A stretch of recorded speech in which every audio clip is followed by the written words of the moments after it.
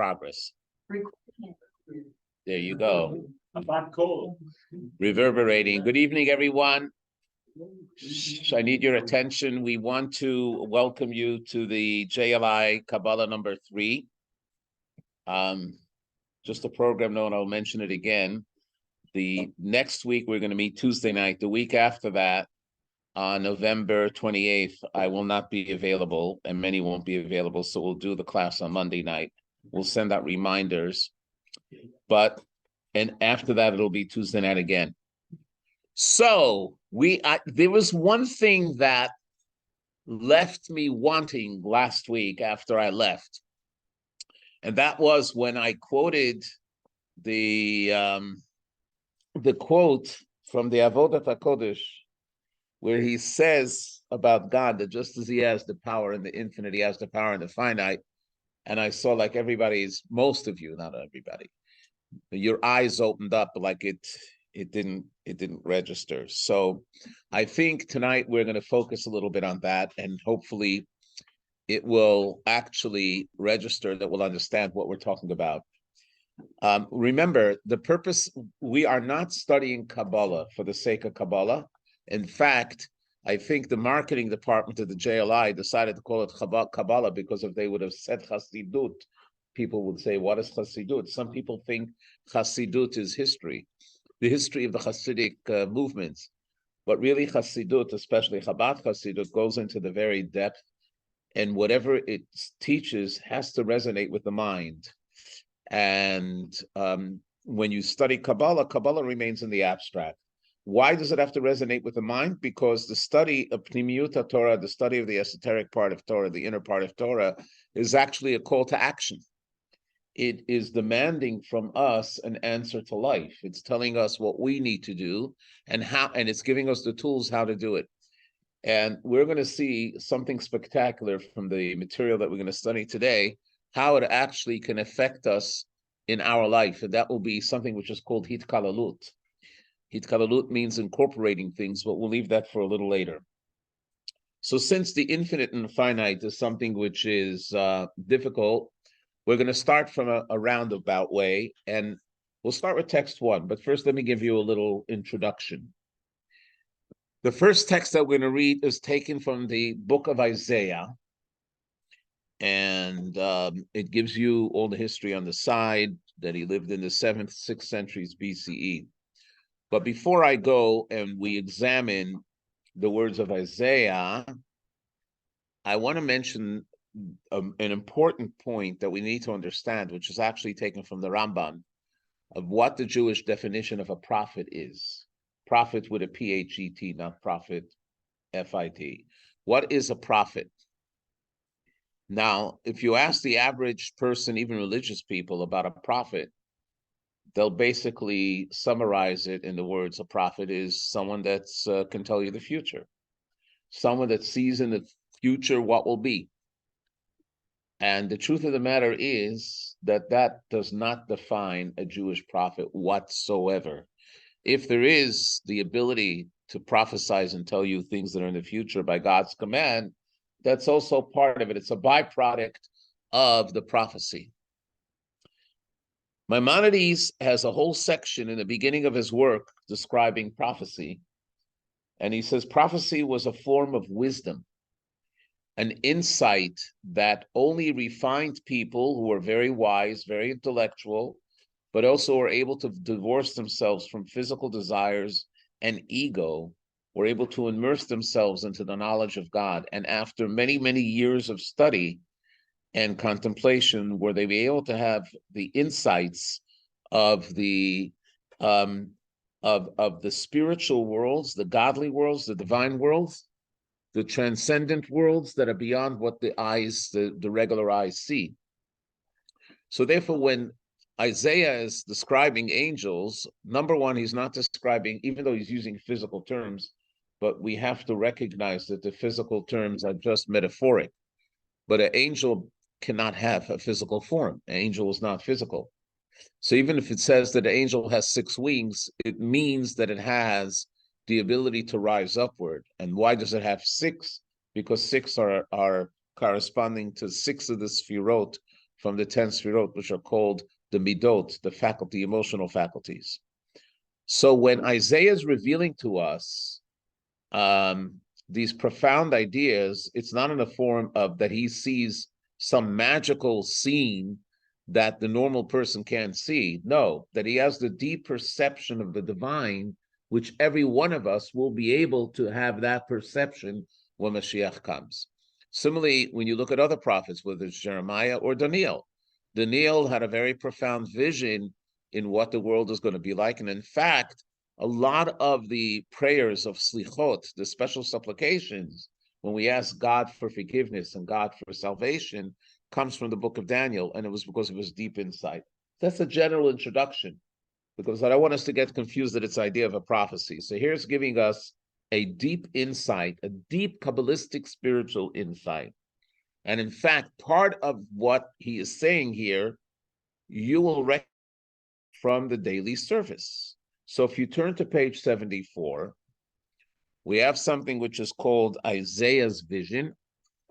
And by the way, it starts with the words that Adonai Yoshev al Kisei, that God is sitting on a chair.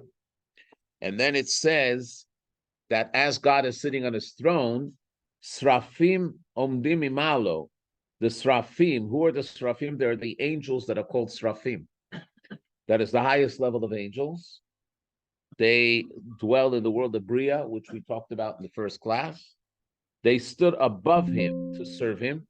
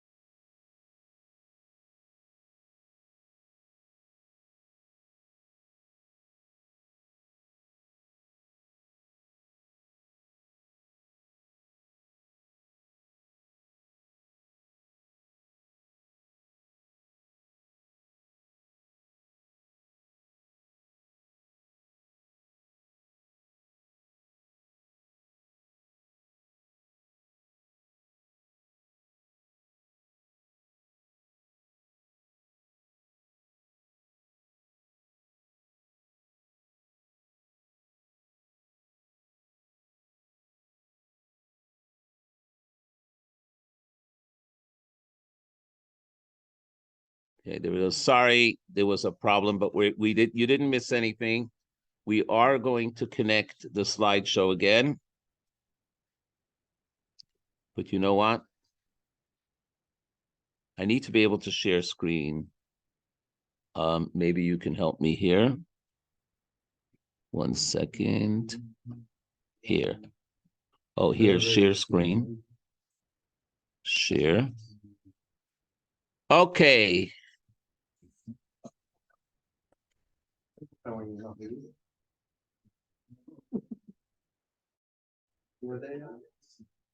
One more second. I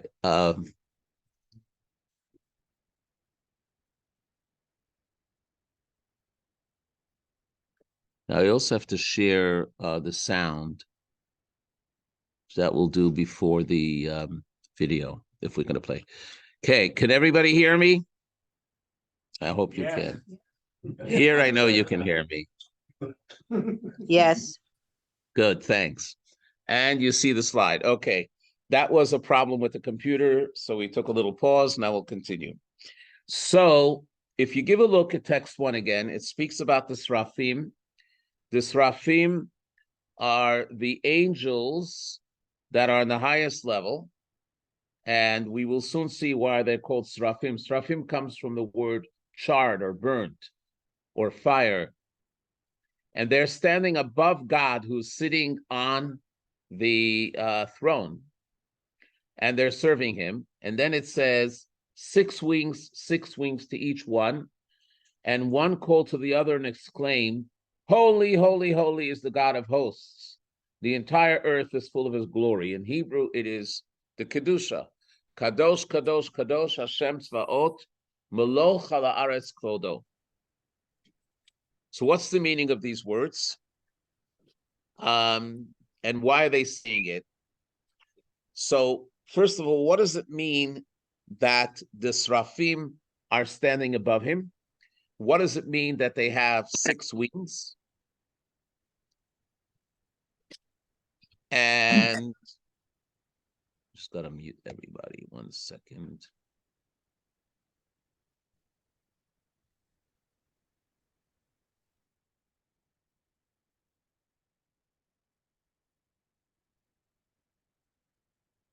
I gotta get this slide to work.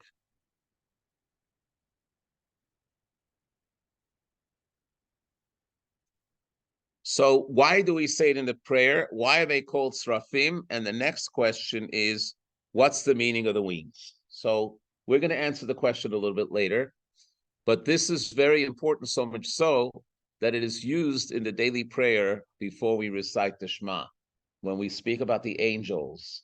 And why are we talking about the angels? Why is it connected to us?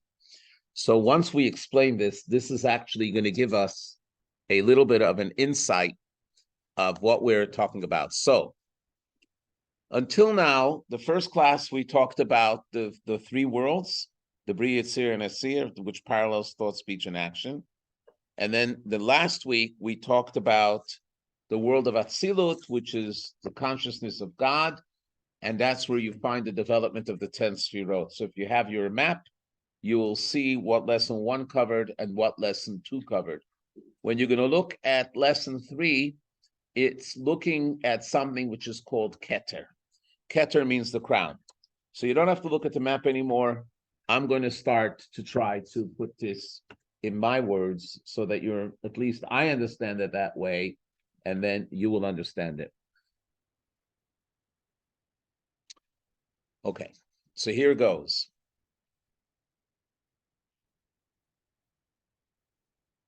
The essence of the light or the energy that emanates from God appears in 2 forms.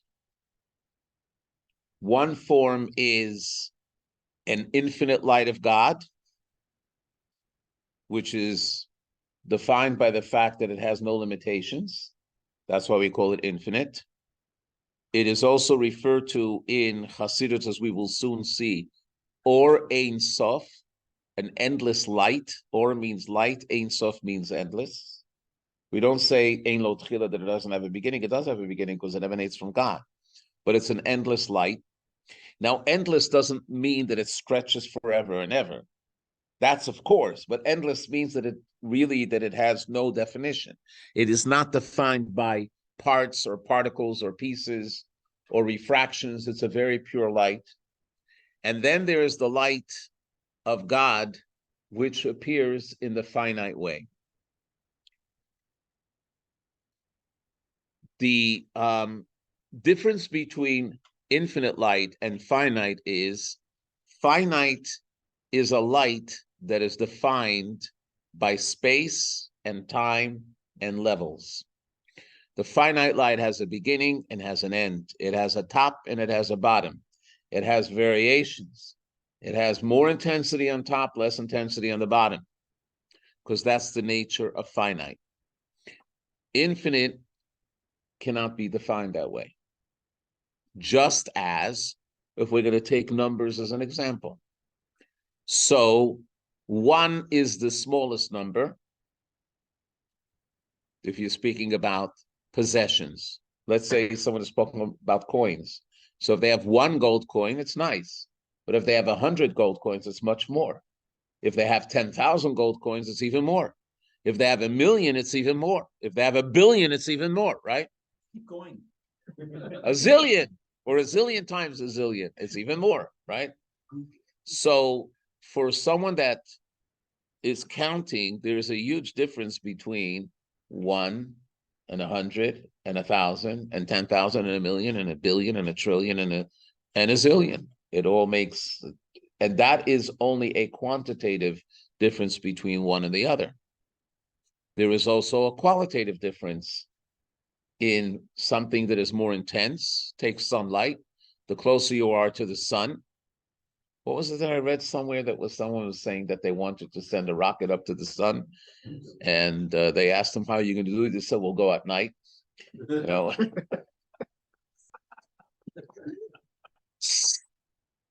Believe me, it's not funny. Huh?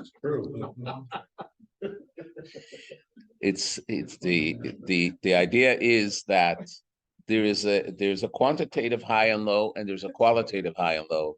The qualitative high and low is where there's more intensity and less intensity.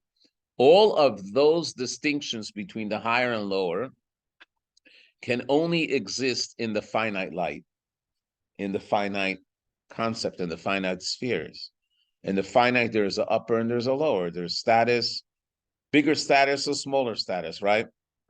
In the infinite, that doesn't exist, because in the infinite, there's no distinction between one and a zillion. They both have no value. Because over there, it's not about quantity or even quality. It's a different kind of existence. Okay, so we have these two lights as we're going to soon see, but let's try to understand what the Or Ein Sof is. Now, we're going to speak in generic terms, because in generic terms, Or Ein Sof has no variations and levels in it because it's a pure light. Or Hamamale does. So when we talk about all the worlds that we talked about, Atzilut, which is a godly world, and it's such a high world that even the souls can't reach there, that is still within the world of Mamali. It's still within the world of finite. The very fact that it's a world above and below means to say that it's in the world of Mamali, right? However, compared to the lower worlds, it is seen as infinite, because as we gave the example last week, to sixth graders, Einstein or Newton had infinite minds, right? It's beyond their comprehension what their minds are. But truth to be known, it wasn't infinite. But so sometimes we use infinity as a borrowed term, and it's very important for us to know this, because we're going to tackle this very soon. So we're going to read a statement very soon where it says that, but in the order of revelation from God, what came first? In other words, what was revealed first? Not in the world, but from God before creation. I know I have to explain this, so let me explain. When God created the world, the first light that was projected in the world was the mamale, was the finite, because the world couldn't exist otherwise. And we know that from the name that God chose to express himself in, because each name has its own meaning and its own expression. So the name that is used is Elohim, or the way we pronounce it, Elohim. And Elohim is the name of justice, it's the name of nature, it's the name that presents finite. So therefore it says in the very beginning, Bereshit bara Elohim, in the beginning, when God created, he created with the name Elohim, and nature, finite, was apparent. Only later did God also reveal the infinite when he brought out the name Yud-Kei Vav-Kei, which is called the Shema Etzem, the infinite name of God, which that's when the infinite light came into the world. But if you predate creation, and you also predate the desire for God to create the world, if God chose that light should emanate, because light doesn't come automatically from God, because nothing comes automatically from God, God has to will it. So if God wanted to willed that there should be an expression of his essence, that essence was without definition, and for that reason we refer to it as infinite. Let's see how the Arizal, actually his student Rabbi Chaim Vital, writes it in the Eitz Chaim. Who was this Rabbi Chaim Vital? Rabbi Chaim Vital was a great Kabbalistic scholar that lived in Israel. He was a student of the Arizal, and he was one of the students, perhaps the prime student of the Arizal, that the Arizal allowed him to record his teaching, because the Arizal didn't write any of his teachings. Rabbi Chaim Vital wrote it, and he wrote a very famous book called Eitz Chaim, the Tree of Life, and he has many pieces of Kabbalah there. And this is something which we're going to come across with Rabbi Chaim Vital several times throughout the course. But here's this reading. It's on page 75, text 2. What does he say? Before Atzilut was emanated, remember we talked about Atzilut being the highest world because it's the world that expresses the consciousness of God. There's no outside creation, so it's an expression of God himself, but it's still called the world of emanation. The reason it's called emanation and not creation is because it doesn't have its own identity or its own consciousness. It only has the divine consciousness. It is an expression of God, which that's why it's called emanated and not created. But it says before Atzilus was emanated, and before the creations were created, which those are the lower worlds, right? The creations of Bri, Yitzir, and Asiya, a simple divine light filled all of reality. Now, before I go on, the word for simple is pashut.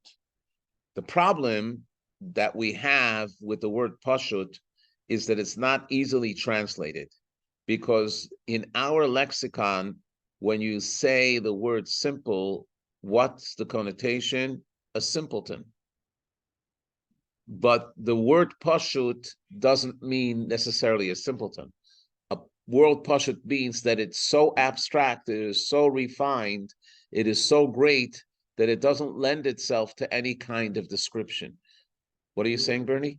I'm just thinking of the word simple. There's other meanings in English as well. If you talk chemistry, a simple basic doesn't mean a simple thing. Right, but I'm saying that in outside of science, when we're talking about in the colloquial language, people might think that simple is simple, and it's really not simple. It means something that's void of any kind of description. It is so divine that it doesn't have any character except the essence of God. And that's what filled all of the reality.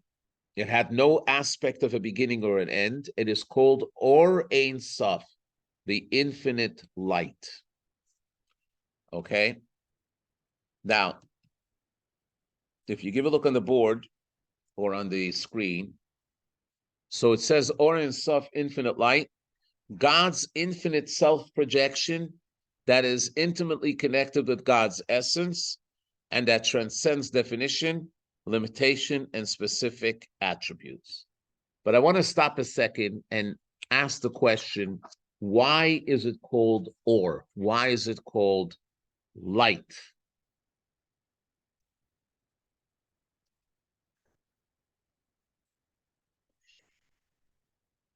Our Hasidus teacher that we were very fortunate to learn from, Rabbi Yoel Khan, was commanded by the Rebbe to write Encyclopedia Chabad.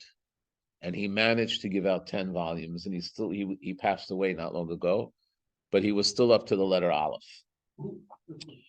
And some of the books dealt with only one subject. They're very thick, big books. It dealt with the concept of or, which is light.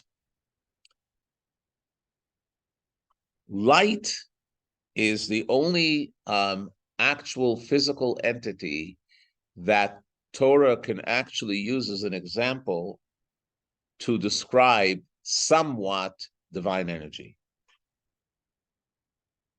Because light doesn't have an essence of its own. Light, A, is totally dependent on its source.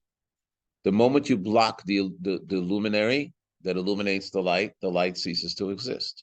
So light in itself shows you that it has no essence of its own, except that it's a reflection of its source. Secondly, it reflects the source in the most pure way.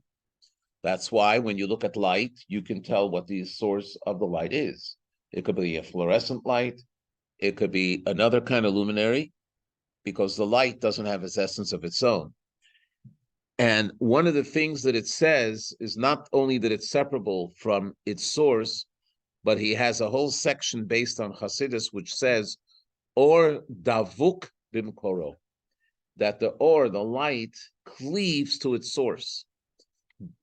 And what he explains there, based on Rabbi Shneur Zalman of Liadi's writings, is that the light is not only subservient to its source, but its quest and its desire is to elevate itself and to be incorporated in its source, even though it knows that through that it will cease to exist, because it recognizes the value of its source.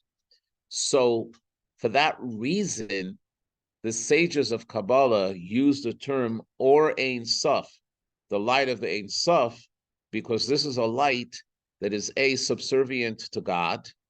It also reflects God, just as God is infinite, this light is infinite. And also it's transparent. You can't see light. If you're looking at light, you don't see light. You see the luminary of light. You see the effects of light. And the third thing is that light's nature is that it wants to be connected to its source.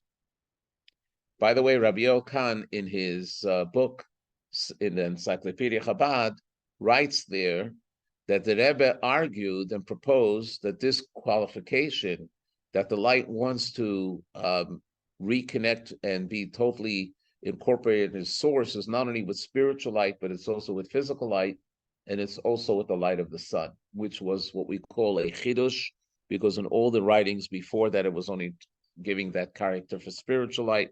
And the Rebbe argues that it's true in physical light as well. So the Or Ein Sof, what it does is it reflects the infinity of God. So that's one light of God, right? That's the Or Ein Sof. Can we comprehend Or Ein Sof? Just like we can't comprehend infinity, we can't comprehend the no numbers or no particles. We can't comprehend no space. We can't comprehend no time. We are created within the finite realm that our minds don't lend to that. We can accept that it exists if we study enough, not for faith. If somebody accepts it for faith, that's fine, but that's not called true acceptance, because faith is reserved for things that the mind cannot comprehend. Faith is a different kind of beetle, it's a different kind of subservience. We're not talking about faith right now. We're talking about the mind being able to comprehend. This is very important because we'll get to that in a minute. Now, we have explained a little bit of what Or Ein Sof is, what the infinite light of God is. So if you hear the term Or Ein Sof, the Or Ein Sof is the infinite light that reflects the essence of God, that is not limited or limited to any kind of qualification. It's not defined in any way. Its character is one that we don't know. It is totally beyond what our experience can be. Okay? But that's not the only way God reflects himself. God can reflect himself also through the finite. And if you look at page 76, there's a quotation of the Zohar. And the Zohar says, I'm going to read it in the Aramaic first and then in the English. Ihu sovev kol almin, ihu sovev al kol almin, ihu memala kol almin. He encompasses all the worlds and he fills all the worlds. Now, obviously, the Zohar is talking about two levels of light. So now the Zohar introduces the second level of light, the level of light that comes into the form of finite. Now, if you remember, last week we gave you a little example. We talked about some of these great genius minds that they're invited by a high school or a college to speak to students and share with them some of the insights of their great wisdom. And if they were to talk as if they're talking to colleagues, the college kids wouldn't understand anything. So therefore, the only thing they can talk about is about sports. They can talk to them about the weather. But the teacher wants them to share with them some of the insights. So what do? They have to be able to figure out a way how to reduce the richness of their idea, contract it and condense it, and give them a taste, at least on their level, that they should understand it.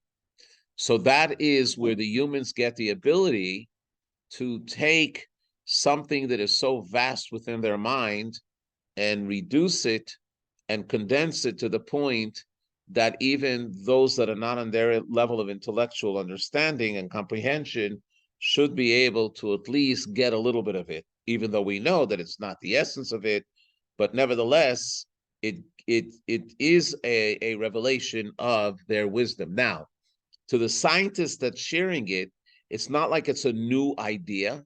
It's not like it's a different idea. Okay, I'm going to give you something that I don't give to my colleagues. I'll give you something else that you should be satisfied with. No, that's not what it is. The scientist or mathematician is giving them something from their richness, but it is condensed. So when they look at the metaphor, they look at the piece of philosophy that they're sharing, they don't see it as something else. They see it as an extension of their great wisdom, but even though it's condensed. So it's not something else. The same thing is true with the Mamala Kalalman. The Mamala Kalalman is not like it's a different light. It's a light that its source is also in the infinite, but it has been reduced and condensed to the point that it can actually enter into the world. Now, which world does it enter to? All the worlds. The moment you say worlds, that's Mamala Kalalman.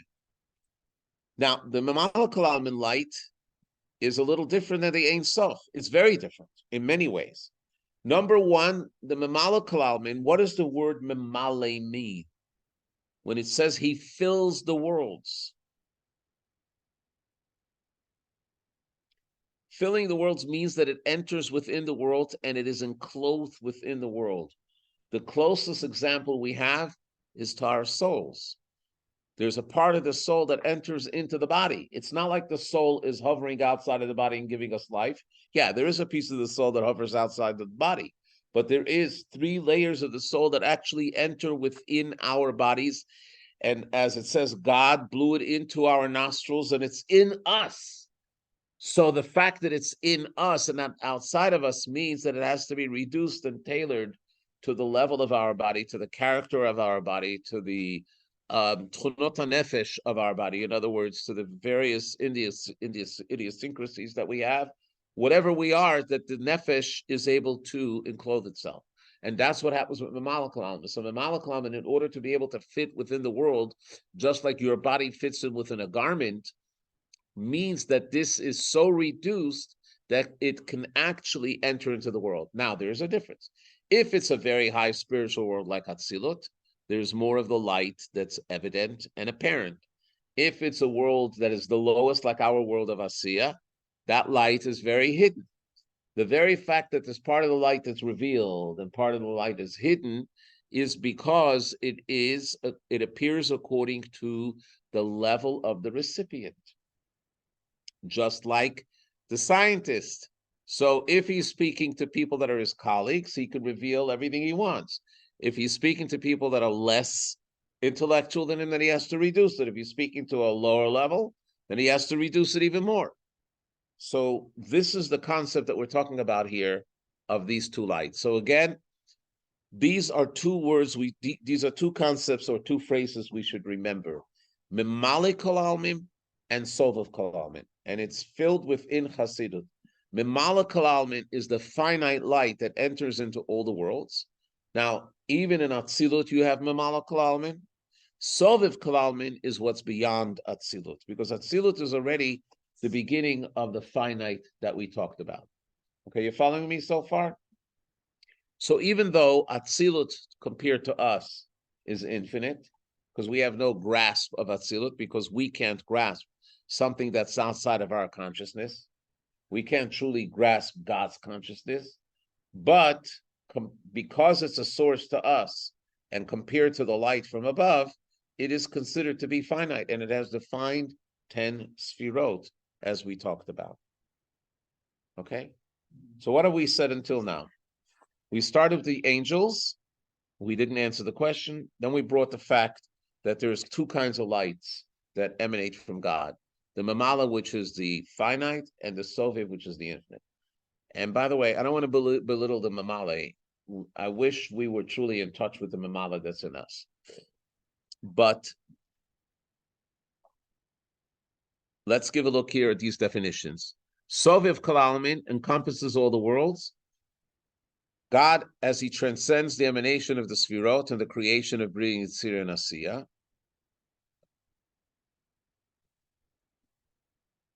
Mimala Kalalmin fills all the worlds. God, as he emanates the Sfirot and actively creates Bria, Yitzir, and Asiya. So those are the two postures.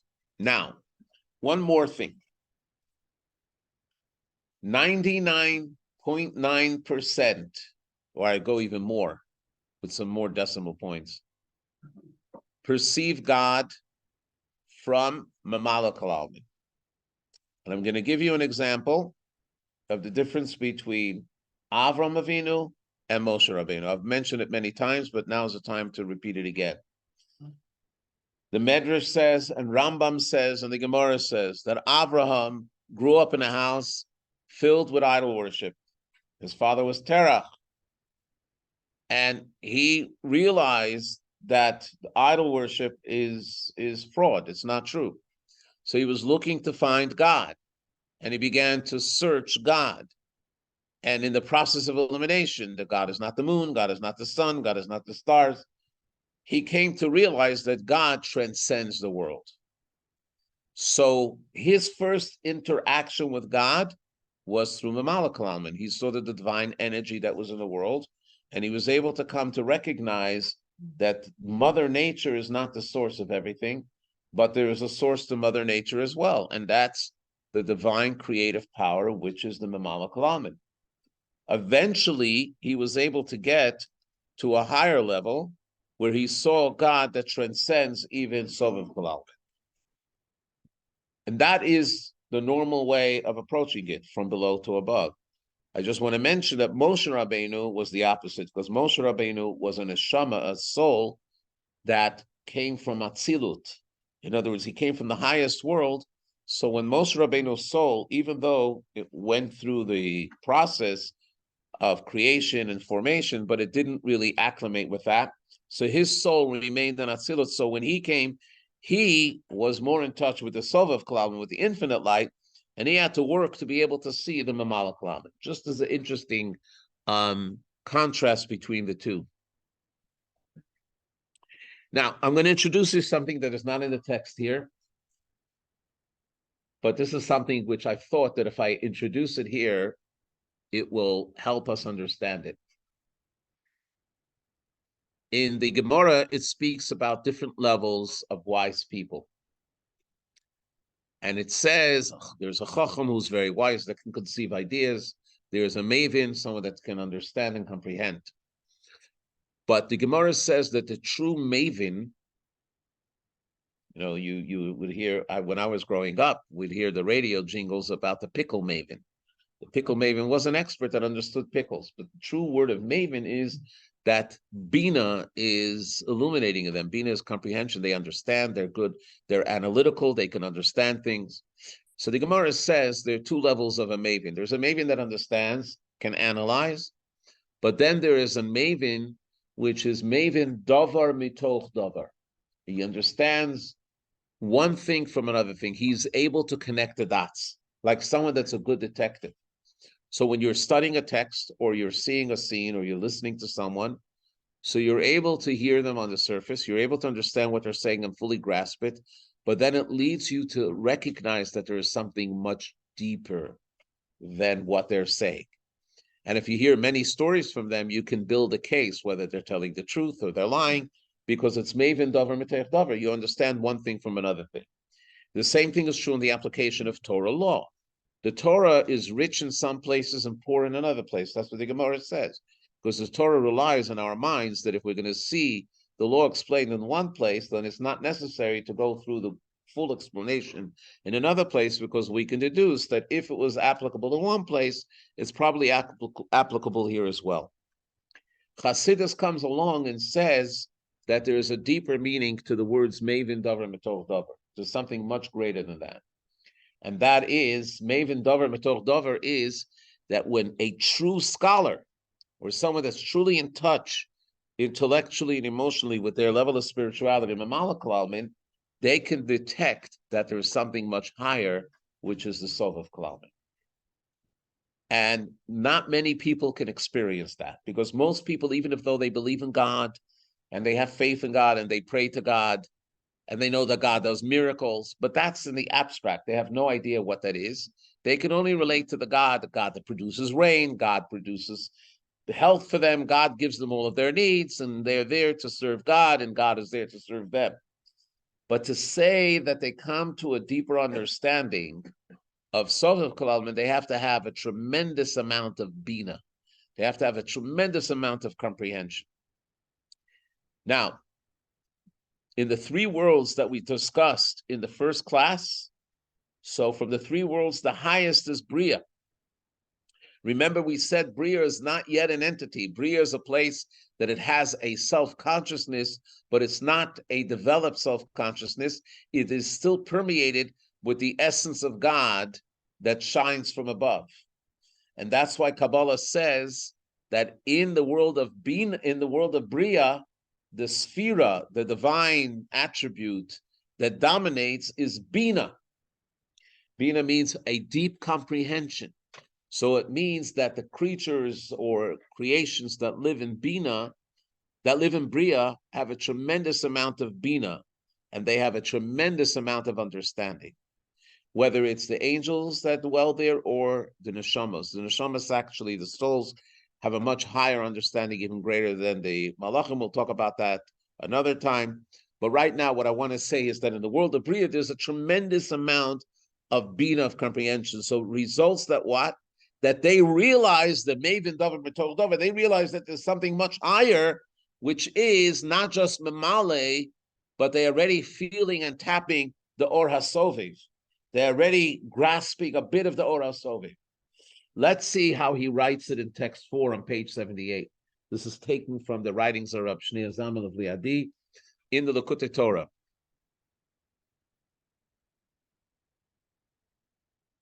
So he says, the lofty angels of Bria, and remember, Bria is where there's tremendous Bina, understanding of God. So therefore, they're able to comprehend one thing from another thing. In other words, they're able to grasp it so fully that they realize that it's not just the God that's within nature, but God is even beyond nature. God is infinite, and they're called Srafim. Why? They're called Srafim, from the world to burn, due to their flaming passion to gaze at the king's glory, at Soviv Kalalmin, the state of godliness that encompasses all the worlds, which is separate and transcended. It's called Kadosh. That's why it's called Kadosh. Remember, we talked about last week that there are sages that are wondering what names we can call God. Comes along the Maharal of Prague, and what does the Maharal of Prague say? Heaven forbid you can't attribute any kind of name to God because it doesn't truly describe God. Therefore, the sages have come up with the word HaKadosh Baruch Hu, the Holy One. Holy One means the transcendent one, because he transcends any definition. And this is connected to what he's saying over here, that the Srafim recognize that infinite light, the Sove that is transcendent, they already have a little bit of a grasp on it, and they have this burning passion to connect with it. And that is why they proclaim Kadosh. And not only they proclaim Kadosh, but they actually say it 3 times. And the Rebbe explains the reason that they say it 3 times is because they feel so distant, and 3 establishes that as a fact. They're trying to make it as a fact for themselves. But there's something else here, and that is that because they have the desire for that, they're able to reach even higher than Bria. And that's why the verse in Isaiah says, Srafim omdim mima'al lo. If you want to listen to me a second about this, I will try to explain it. The Srafim stand higher than the level of God that is revealed in Bria. The first 3 verses were not mentioned here, and it speaks about Adonai, and Yoshev al Kisei. The word Adonai means my master is already a lower name of God. Because if you're defining God as a master, so the whole relationship to the world is the fact that he's a master of the world. Nothing greater than that. That is already the notion of godliness, the way it is entered into the world, that it has a relationship with the world and it's a master. It's not the transcendent name of God, right? So that's what is in Bria. Yoshev means, when you say sitting, that it has come down to a place where it actually feels relaxed in Bria. So the revelation of the divine is in Bria, which is the Mamala Kalal. And that's what Isaiah was saying. And he said, Srafim, these angels have such a burning passion. They transcend higher than the Mamala because they're reaching for the Sovev. Okay, does that make sense now? So the Srafim, even though they can't become one with the Sovev because the Sovev is a transcendent name, but they already feel it. It's interesting that in the davening, in the next paragraph, we speak about the Ofanim and Chayat HaKodesh, the lower level, that dwell in Yetzirah. And what do they say? They don't say, holy, holy is God, the Lord of hosts, in other words, the Lord of all the angels, the Lord of everything.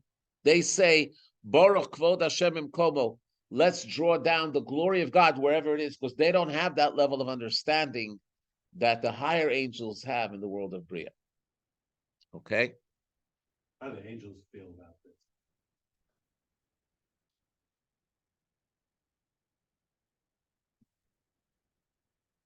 How do the angels feel about what?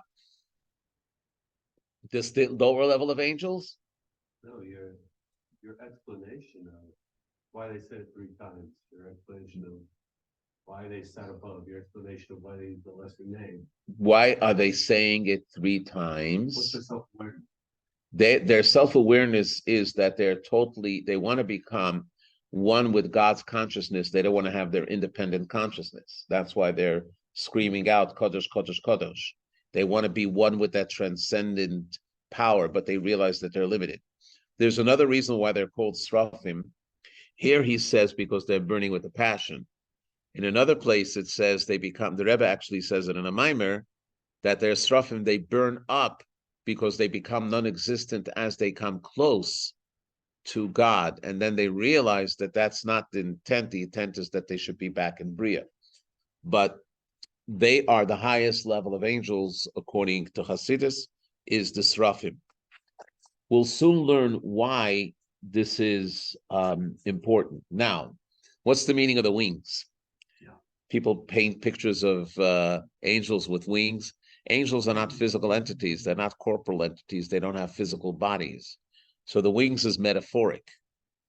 Just as we say about God, if the creator of vision doesn't have an eye, but God doesn't have a physical eye, but he has the power of sight.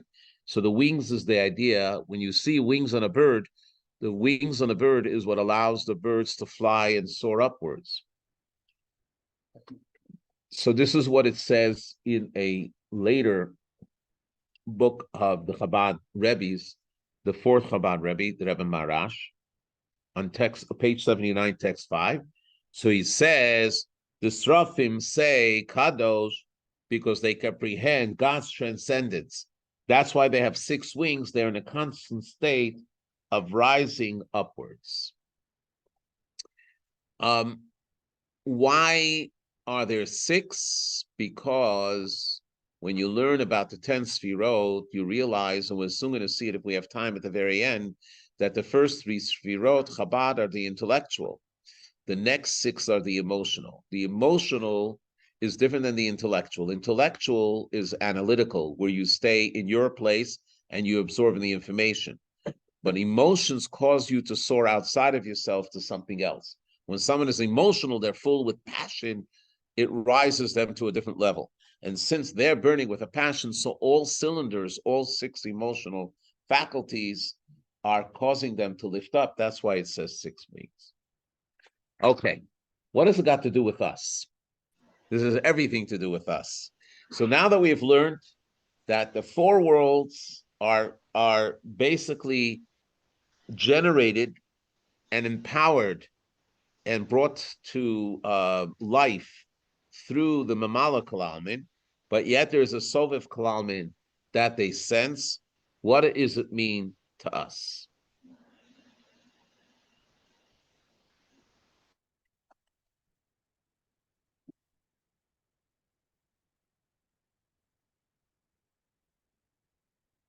It gives us an awareness.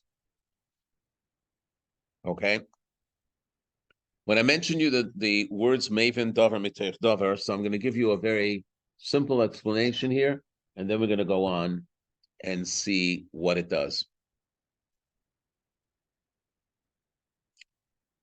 What is the most, I can't say what is the most important. What is the most famous prayer in Judaism? Shema Yisrael. And what are we saying by Shema Yisrael? That the name Hashem and the name Elohim is one. Hashem Elohim was one. Now that you know that Elohim represents Memala Kalalmin, and the Yud Kei Vav Kei, the Hashem, represents Sof of Kalalmin, so we understand the meaning of the pasuk. It's not only saying that God is one, but it's saying also that the two lights are one. They're not two separate things. Why is it important for us to, somebody is raising their hand. Okay, I don't see. You can speak up if you need to, but let me just finish this point.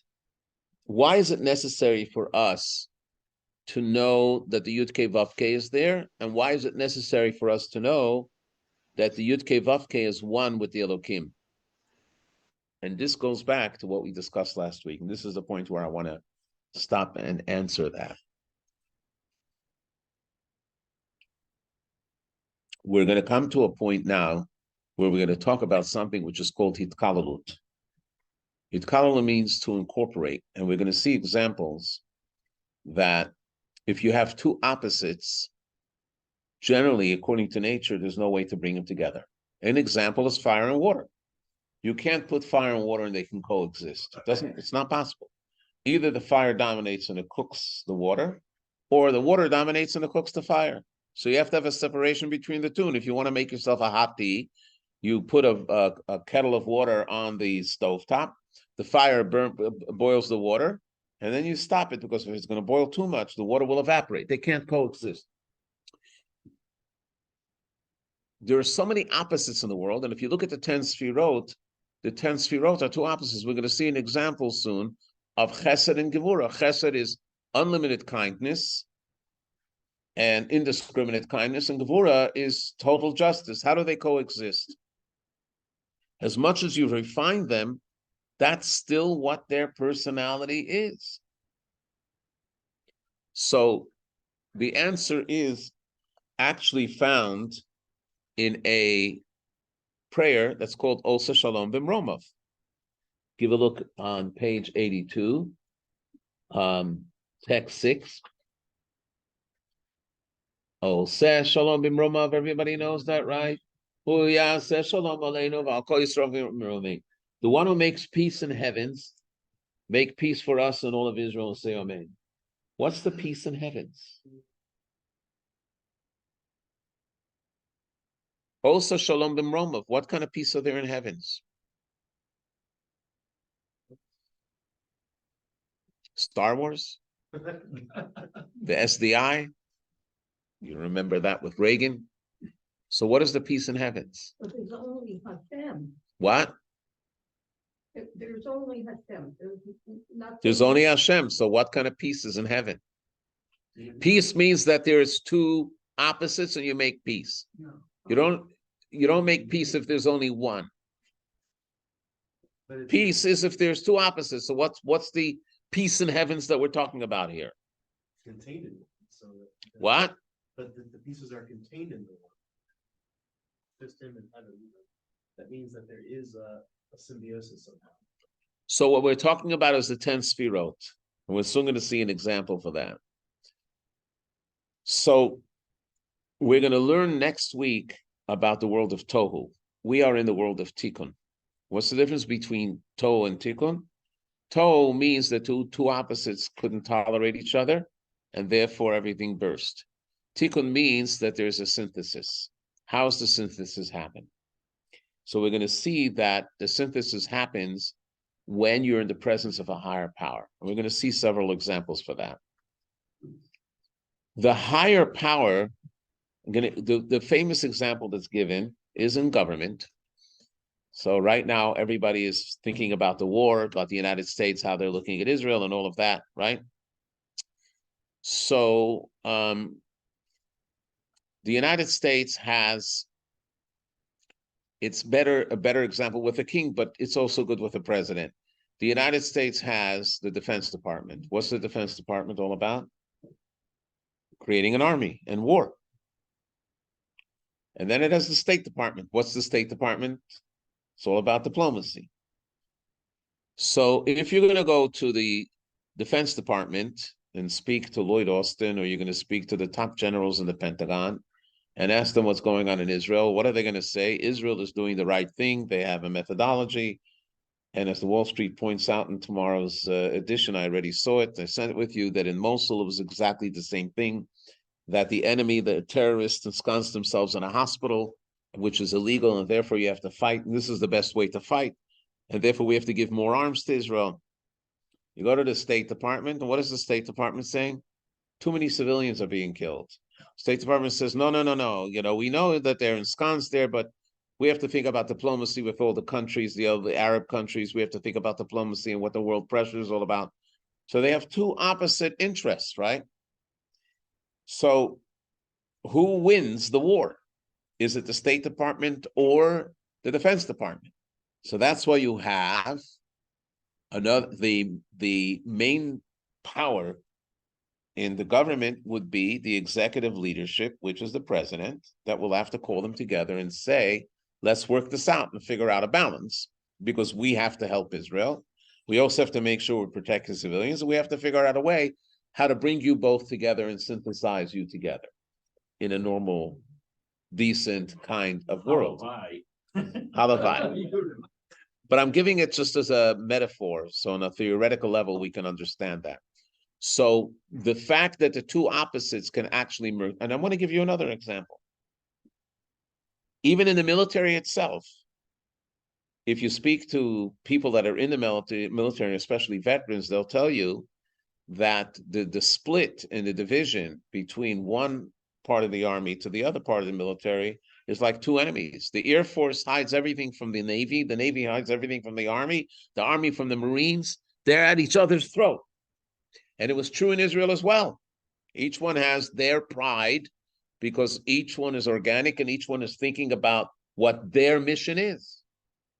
So in 2006, when there was a war in Lebanon, because the chief of staff was from the Air Force, he figured that the best way to the win of the war is through the Air Force, which was a colossal failure. If you have somebody that only thinks that the only way to do it is through the ground, it can also be a failure. One of the things that all the military experts in Israel are saying, and they were predicting chaos because there was not a real war fought in such a long time, and that the reservists haven't really trained. And one of the things that they are all amazed of what's happening in Israel now is the cooperation and coordination that's taking place with every division in the army in the most professional way.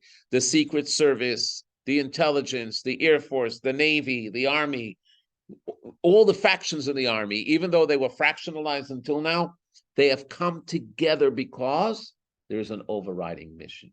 They felt the threat. They felt disgusted. They felt wounded. They felt violated by what happened on October 7th. And therefore, their response has been phenomenal. So on their own, they would still be bickering and fighting. But all the divisions melted away but it doesn't mean that one division is doing what the other division is doing.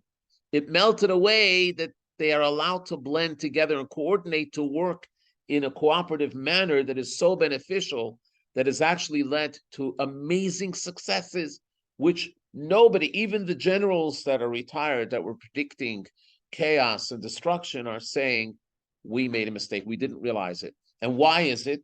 The motivation. In Hebrew, it's called the determination, the nechishut. Hanechishut, the determination of every rank and file soldier to the top knows that they're doing the mission, that they have to defend Israel, they have to save the hostages. So that hiskalalut comes because there's a overriding infinite power that's so essential. That's the essence of their existence. It's not a logical thing. It's not a emotional thing. It is something which is the essence of who we are. So the infinite aspect of the soul of Israel is dominating in the minds and hearts of these people. So, just one second. So what we're talking about here is that the reason why it's necessary for us to be able to tap in, just like the Srafim want to tap in, to the Or Ein Sof is not just because we want to go on an excursion and just explore the outer limits of the divine. It's because it actually helps us in our mission as well, especially when there is a challenge. So when nature challenges itself, or when nature or the world, the natural world, challenges the Jew in their mission and in their observance, so they have to recall a higher power. And that's the Or Ein Sof and how it's all one. Yes, what were you going to say? Pretty sure you just answered. Okay, let's give a look at the parable of the ministers. If you want to go on page 83, text 7. This is also taken from Rab Shneur Zalman of Landi. So in other words, even though we operate within the finite world, this is very important, but we are benefiting from the touching of the divine, reaching out to the infinity and seeing how it's one with the finite. And I'm going to answer the question from last week in a minute after we do this. The synthesis of the 10 sfirot, especially those that are opposites, such as Chesed and Gevura. Chesed is unlimited kindness. Gevura is justice, is made possible through the agency of the supernal light that transcends the characteristics of the spheres. Upon sensing this supernal light, the sphere experience bittul. They relinquish their configuration and synthesize with each other. Consider the examples of two government ministers who hopelessly oppose each other when they must appear together before the king. Remember, he wrote this in the time of the Tsar. They remain who they are with their preferences, but find themselves working with the opposing viewpoint to reach a required consensus. This is a consequence of their state of bittul, which means self-nullification, that results from their overwhelming trepidation and awe of the king's majesty, whose rank by far transcends their own. Similarly, the forces of Chesed and Gevura in Atzilut can synthesize due to the illumination of God's infinite light in the Ein Sof. We're going to give you some examples for that. We did this already. So if you look at the board, I don't know if you can see it, but you see it in the pictures as well. There are the 10 sfirot, but there are lines that connect each sphera. These lines were found in the earliest drawings of the Rab Moshe Cordovero. Why are these lines there? These lines are the lines of communication between each and every one, and there are actually 22 lines, which represented 22 letters of the Hebrew alphabet. So the Sefer Yetzirah speaks about the 32 paths of wisdom. So it's the 10 are the 10 sfirot, and then the 22 lines makes it the 32, which is the heart of the 10 sfirot. Okay? So therefore you need to have that reality. Now, what is the Or Ein Sof?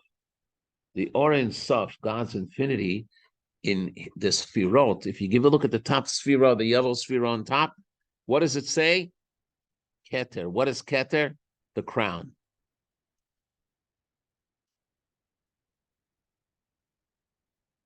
Here we have a picture of the crown. It's not that crown. Keter is the Or Ein Sof. We'll soon get to Tiferet. Keter is the Or Ein Sof. So Keter is the level that transcends Atzilut. Keter is the infinite light of God that actually is higher than all the 10 sfirot, because the 10 sfirot are memala. So Keter represents the Or HaSovev, the Sovev Kalam. That's why it's called Keter. Itself, or the interaction or connection between the Or HaSovev and what's beneath it.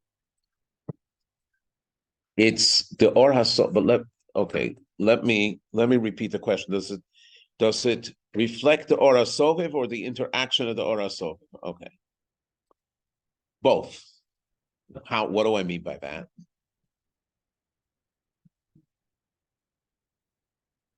There's a higher level of infinity. Keter has two parts. We're going to see that as we go on in later classes.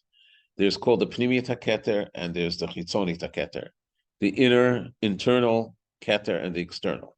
The internal is called atik, which is delight, and the external is called desire. Let me just say one thing.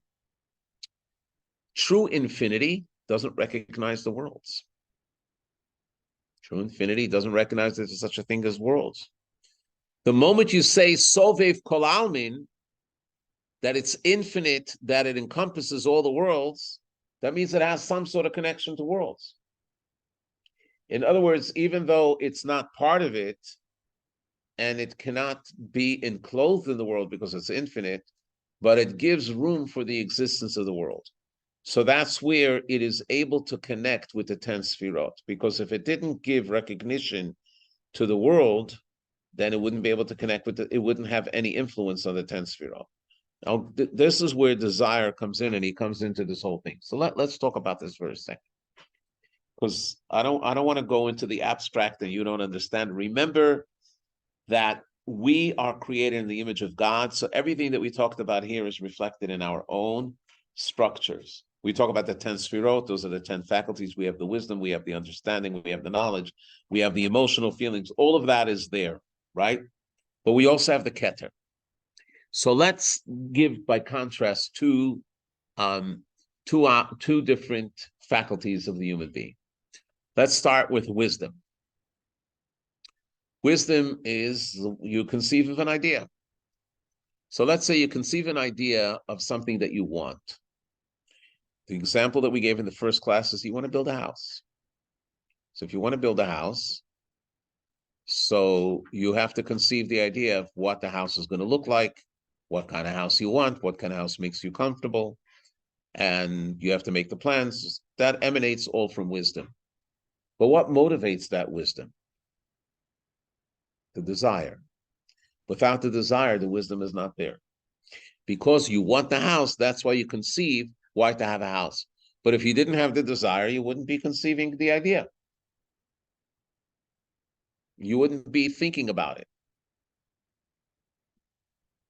Now, if you look at the difference between wisdom and you look at the difference between desire, wisdom is a faculty. It's like entering into a chamber, which is like entering into a library. You're now studying. You're conceiving ideas, you're studying the wisdom, the mechanics, the architectural plans, and the practicality. All of that is in the world of wisdom. Desire is not entering into a chamber. Desire is more of an expression of the soul. I have a longing for the house. That's why I want the house. So desire is not like a particular faculty like wisdom. Desire is more an expression of the nefesh. Proof to that is, what's the difference between the architect and the one that wants the house? If the architect has a vision of what the house should be like and is able to fulfill 99% of the vision, they feel pretty satisfied because there's so many parts that make sense. But the person that has the desire, if the builder and the architect, the contractor, only fulfill 99% of their vision, they're not satisfied. Because the desire is not made of parts. The desire is an expression of the soul. That's why speak to any contractor or any architect or any engineer, they dread the day that they have to go into the finished product because they see the client is looking for faults. This is not right, that's not right. Now, we're not talking about things that didn't come out exactly to the quality. That can always be fixed. But even in the design, and in the design, it could be that your design is something that you wanted that expresses your soul, and the architect and engineer felt that they have a better idea, so they did it a little differently. You're all upset. Why? Because desire is not a faculty, it's not a little chamber, it's an expression of the soul. So if you're going to compare the two, I would say the intellect is more of a finite faculty. The desire is more of an infinite expression because it's an infinite expression of the soul. What? Emotion. It's not an emotion. Emotion is something else. Ratzon, desire, is way beyond emotion. Emotion is love. Desire is a desire to acquire something, which you may have an emotional attachment to it, but it's an expression of the soul. And that is why in our own life, desire is a very big motivator.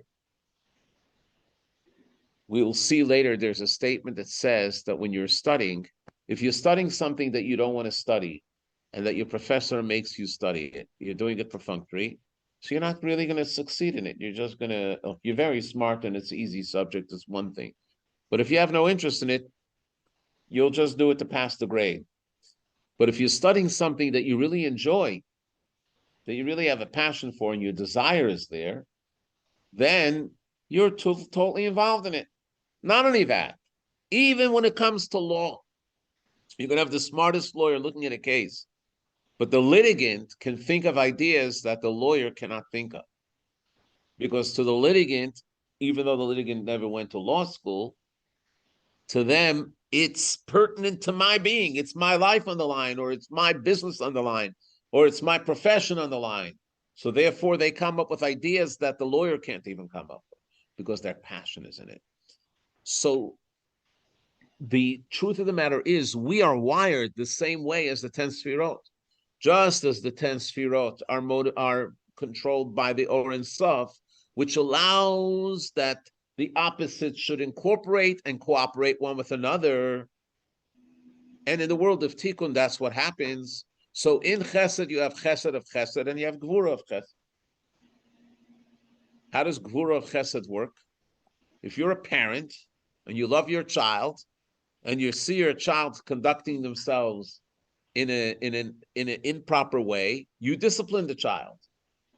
But the child sees the discipline as a sign of Gvura, harshness, judgment. But you see the discipline as a sign of love. So even though you're resorting to Gvura, but it's called Gvura that belongs to Chesed. It's not a Gvura on its own, it's Gvura Shebechesed. Chesed Shebegvura is the opposite. It's the horrible pictures we saw when those two ladies were being released from Hamas, and these disgusting people were trying to show how nice they were and giving coffee and holding them. That's what's called Chesed Shebegvura. Really, they were Gvura.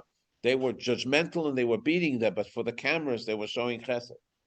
So the fact that you can incorporate the opposites is because we are already in Tikkun, and we're wired as Tikkun that the desire, which is the higher light, is able to bring it together. So for that reason, that's the reason that we're studying the world of Atzilut with the 10 Sfirot, and we're studying about Keter, is not just to fly high, but to understand how it connects. This is also true in a wedding. And so here's what it says. Keter, the godliness that transcends the Sfirot and that enables their harmonization. So a Jewish wedding is the same way, because at weddings, even though we say it's two half souls that have come together, but these two half souls are so different one from the other. One is masculine, the other one is feminine. And as the book says, one is from Mars, the other one is from Venus. The question is, how do they actually get together and bond as one? So in wedding, there's the physical bond, there's the soul bond. So how do they all merge and they become one? And the reason for that is because we have something which is much greater. And that is that Ratzon, that infinite part of the soul, that it lives for a higher purpose that allows us to blend the two opposites and fuse them to create something else. That's why when I counsel young people, I usually direct them to say, just like any business needs to have a mission statement, every life needs a mission statement, and every marriage needs a mission statement. Mission statement is, what is your core value that you both believe in? And if you share a core value, even if your natures are different, even though you're opposites, you will be able to work together like magic, because the core value not only ties you together, but complements you. So each one brings something else and you become one unit. But it's the core value that transcends their nature. But if they're going to marriage just because of nature, because I want to be married and I want to have a nice wife and I want to have all the comforts that my wife can give me and my wife wants the same thing. That's the kind of marriage that's doomed for failure because it's just based on a lower level. And then either you get bored with each other, you get angry at each other, and it doesn't last. But if you have core values, the core values is what ties you together. That's why when people would write to the Rebbe and ask the Rebbe for guidance of marriage and for a blessing, many times the Rebbe would say, to some people he didn't say it because obviously they had it, but to some people he would say, certainly they will establish their homes on the core values based on Torah mitzvahs. Why did the Rebbe write it to them? Because the Rebbe saw that naturally they're not going to be able to make it together. But if they have the core values, they can do it. So that transcendent thing, and that's why in the ceremony of weddings, we have a lot of things which are sort of tying us together. Give a look on page 85. The bride and groom are opposites. To unite as one, they require an infusion of a higher energy that shines from a degree of divinity that transcends their differences. This is the significance of leading the bride and groom under a chuppah that hovers above both of them equally and is positioned as a height above them. It corresponds to the encompassing light of Soviv Kalamit. So when they go into the chuppah, they're actually going into Soviv Kalamit. Because for the soul to be able to connect, it connects that way. Okay. So this is the advice for married couples to find peace. Embrace your personal differences. Allow your conscious mind to sense what your soul already senses. And that's where you make the peace. Okay. That makes sense so far? We're good. Now, just as we said about God, that God is beyond any kind of division or any kind of fractions or pieces or components, but it is simple to the highest level. The same thing is with the nefesh. And once we learn about the nefesh, I'll be able to cue you in to what we discussed last week. So that should be self-understood. Look at page 88, text number 9. The soul itself is a simple, undefined light that transcends the division of the intellect and the emotion. Okay? When you look at a human being and the essence of life, do you say the essence of life is intellect? This is not a rhetorical question. When you look at the essence of life, do you say that the essence of life is intellect?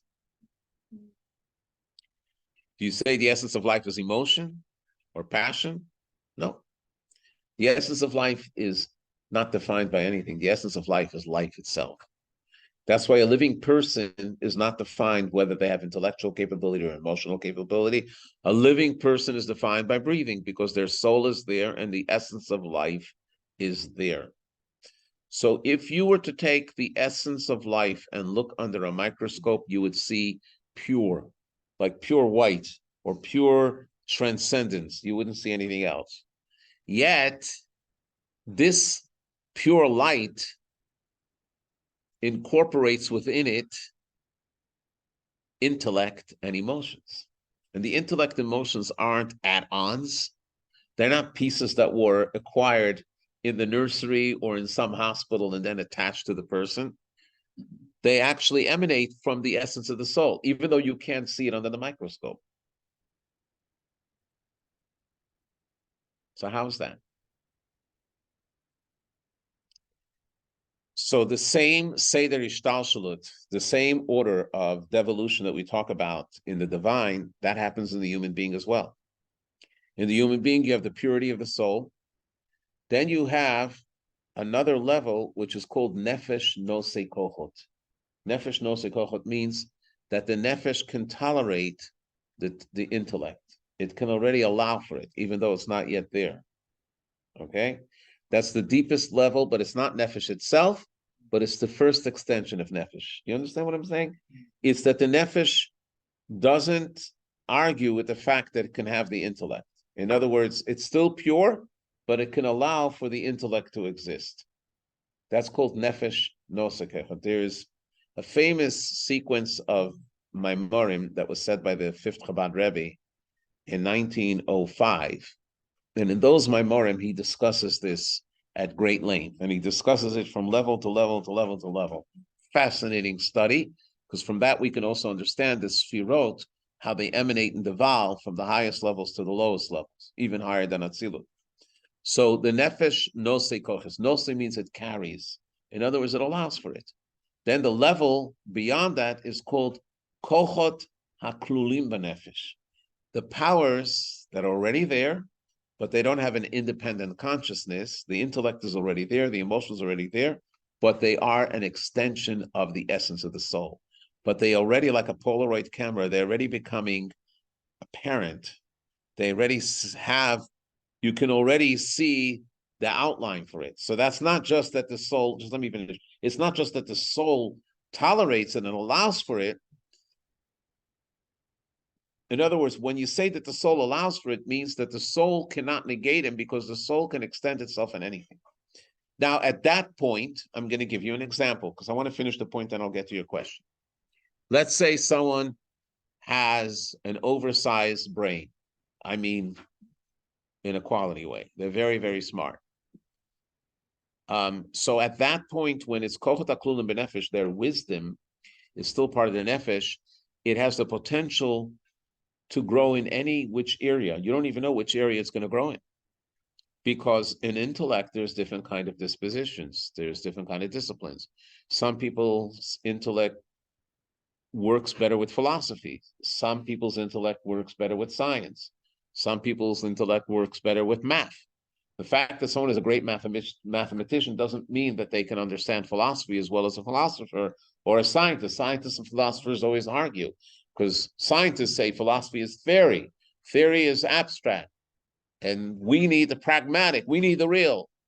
And, so there's all these different areas of intellect. So when the intellectual power is still in the level where it's incorporated in the soul, which is called Kochot HaKlulim B'Nefesh, so over there the potential can go in any which way. Then as it further develops and becomes revealed in the mind, then it has its particular niche where it wants to go and where it's going to follow, and that's where that they can pursue. Okay?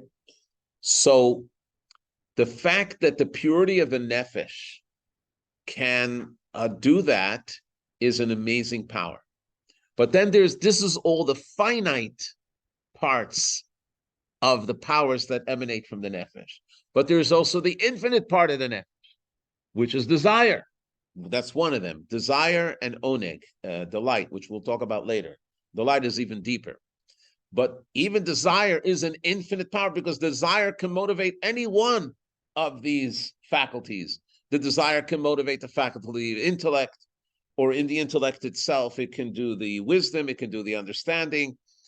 The desire can actually bring up the emotion, as you said before. It can motivate and bring out the emotion because it's an expression of the nefesh. So that's the infinite power. And in fact, what we're going to learn here now is that the nefesh, which is the purity, how does it interact with the faculties as a finished product? Because the nefesh is so pure, is through the desire. Desire becomes the instrument and the conduit through which the nefesh is able to relate to these kochot. And this is very important, which means to say that the divine, in order to be able to connect with the sfirot, has to come through the keter. That's why keter is so important. You get what I'm saying? Let's learn inside. You're going to say something, Philip. I feel like you're describing what we just read about in Isaiah's dream. Okay. We might play the film in a minute. Sorry? The relationship that the nefesh has with the desire and its evolution of the desire through the nefesh seems very comparable to what he was describing Isaiah's dream. In Isaiah's dream, yes, because it wasn't Isaiah's dream, it was a vision. And the vision wasn't in a dream. The vision was that he was able to contemplate how the angels were able to tap into that infinite power that transcends the faculties. Okay, so we're going to do one or two more readings in order to go there, because this goes deeper and deeper. So it's too much information, too much material, right? So we just want to finish with this one thing. Give a look what the Tzemach Tzedek writes in the Sefer Or HaTorah, page 89. This is what we read, what I just said before to you orally. So he says the Hebrew letters that spell Ratzon are desire. Also spell the word Sinor, a pipeline or a conduit. Just as a pipeline is employed to channel something, so does the human will channel the soul towards a particular manner. Okay, so what have we learned until now? What we've learned until now is that when you are dealing with, as a Jew, with the divine Torah and mitzvahs, you come to realize that it's not just the finite mamala kalamin that you're tapping into, but you're also tapping into the infinite power of God, which is the Sovav Kalaman, because the Sovav Kalaman is actually the motivation of all of the powers and how they integrate so beautifully one with the other. One of the things that scientists are always very excited about and impressed is to see how nature just works together in unison. And you'll see a lot of these movies and the natural stuff and how they come together. What Chassidus is saying, it's all part of the divine plan. It's because it's the infinite power of the divine that is able to bring them all together that they work in unison. Now, what he's saying further here is that one has to be realistic, and I just want to mention it orally. So just listen to me for a minute. Because some of you may ask, what we're talking about is the desire that's the infinite expression of the person. Sometimes there could be desires that are created through wisdom. Let's say someone has never been to Israel before. Now Israel is in the news. So they're waiting until the war ends. Israel comes out of it with a delightful victory. Peace is restored. The economy comes back. Everything is humming. So you start reading about Israel, you start learning about Israel. And when you learn about Israel, all of a sudden you have a desire and you want to go there. So that's not the desire that we were talking about until now. That's a desire that's a fabricated desire. It's a desire that's created from something outside, which could be your intellect and your emotion. So that's why I want to be very careful. And this is what he speaks later when he quotes the Mittler Rebbe. The desire that we're talking about is the desire which is an innate expression of the nefesh, and that's why it's called infinite. And that is what's called keter, and that is the infinite which motivates all of it. And that's why we have to understand why the Sovev and Memale are one. The Sovev and Memale are one because otherwise the Memale couldn't operate. That's the Hashem Elokeinu, Hashem Echad. We're saying the Yud-Kei Vav-Kei is one with Elokeinu, because the Elokeinu can only operate, the finite can only operate when the infinite is empowering it and united with it. But it's not two separate things. Now I want to answer the question that we asked last week when I read from Rameir, even Ibn Gabbai, that just as God has the power in the finite, he has the power in the infinite, and people can understand it. I think that after today, you have a better understanding of it. Just like the nefesh has the power in an infinite expression, which is the desire, it also has the expression that it can actually tolerate and work through the faculties which are limited, the finite aspect of it. Because otherwise, the nefesh is not truly infinite, because then it's just characterized by the infinity, but it's not all powerful. The same thing is true with God. God is not limited to the infinite. What emanates from God is all kinds of possibilities. It could be in the finite, it could be in the infinite, and they're not a contradiction. It's actually all the same. And not only that, the finite light was drawn from the infinite light, and it was reduced that it should be able to fit into the finite. And this is very, very important, because that tells you why the finite can actually interact with the infinite, because at its core, it is also infinite. It's just that it's been reduced. And we're going to learn more about this as we go on. But next week, we're going to talk about why you need to have the tikkun and the itkavalut, and what happens when there is no itkavalut, when you have the world of Tohu. I've reached my end. I was going to show you the film, but the film really reiterates everything that we've said here.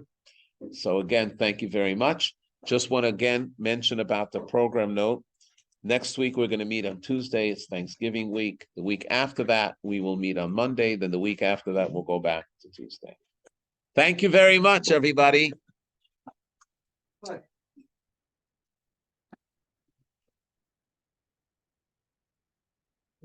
Thanks all for joining.